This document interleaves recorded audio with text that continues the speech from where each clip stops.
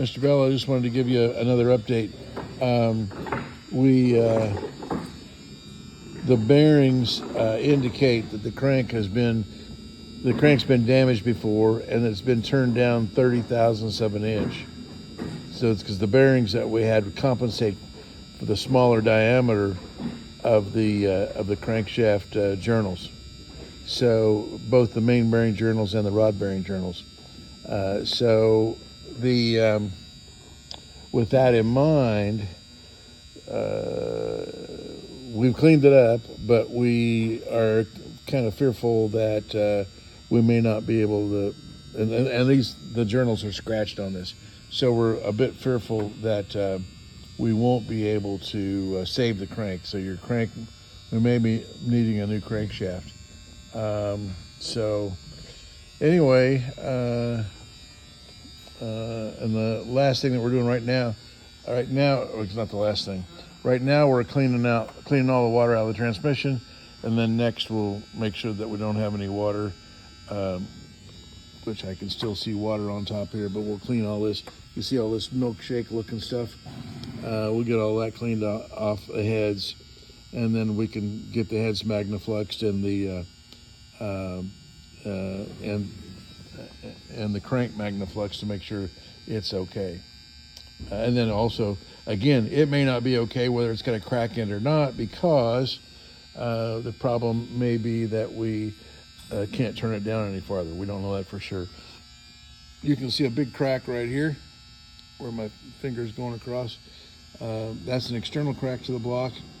And of course we had internal cracks to the block and also the intake manifold, the lifter valley under the intake manifold. But as a matter of fact, we found cracks in the intake manifold as well, so we're going to be buying a new one of those. So anyhow, the lifter valley, of course, to look at the lifter valley, we got to have it turned over. But I think you've already seen pictures of that. So anyhow, that's where we're at. Oh, and here's the drawing that shows that the bolt that holds the gear on the end of it's the input gear for the transmission, that's on the end of the crank. It's this gear right here on the end of the crank. There's a bolt that goes in there. That end of the crank is supposed to be drilled. That's indicated right here, so that oil will go into the transmission. And then there's a bolt that holds this gear on, and that bolt is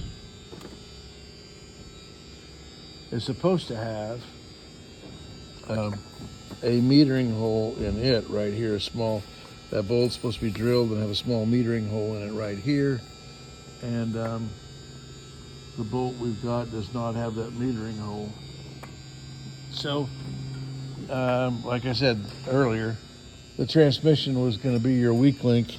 Had this freeze problem not happen, the transmission was going to be your weak link. I'm looking for that bolt, but I'm not seeing it. My mechanic handed it to me earlier, and I don't know. I thought I'd give it back to him, but I may be the culprit that lost the bolt. But it doesn't matter. It was not drilled.